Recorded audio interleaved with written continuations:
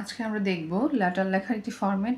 এই ফরম্যাটটি ব্যবহার করে আমরা যে কোনো ধরনের পার্সোনাল লেটার লিখতে পারবো। এখন লেটার লেখার ক্ষেত্রে আমাদের সর্বপ্রথম কাজ হচ্ছে আমাদের চিঠির উপরে একদম ডান পাশে খাতার ডান পাশে উপরে আমাদের অ্যাড্রেস এবং তারিখ লিখে নিতে হবে।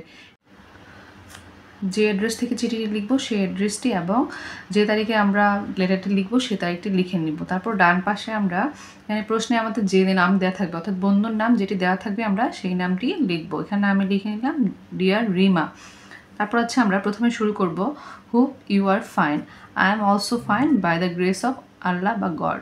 আমরা যে কোনো একটি ব্যবহার করতে পারবো। In the last letter you wanted to know about, অ্যাবাউটের পর আমি ডেট দিয়েছি। এখানে আমাদের চিঠিতে যে বিষয়টি উল্লেখ থাকবে আমরা সেই বিষয়টি এখানে লিখবো, অ্যাবাউটের পরে লিখবো। তো যদি আমাদের বলা থাকে যে অ্যাবাউট ইউর ডেইলি লাইফ, তাহলে সেক্ষেত্রে আমরা এখানে লিখবো about my daily life. Your বললে আমরা এখানে মাই লিখে নিব। তারপরে now I am describing about it.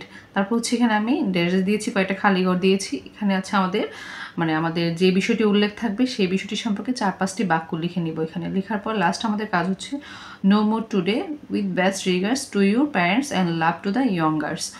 Your friend, এখানে ইউর ফ্রেন্ড হচ্ছে তোমার যার নাম লিখে দিব। এখানে চিঠিতে যদি কোনো নাম উল্লেখ থাকে নিজের নাম যেটি দেওয়া থাকবে সেই নামটি লিখে নিব অথবা নিজের নাম দিয়ে নিব। এই ফরম্যাটটি ব্যবহার করে আমরা যে কোনো ধরনের পার্সোনাল লেটার লিখতে পারবো।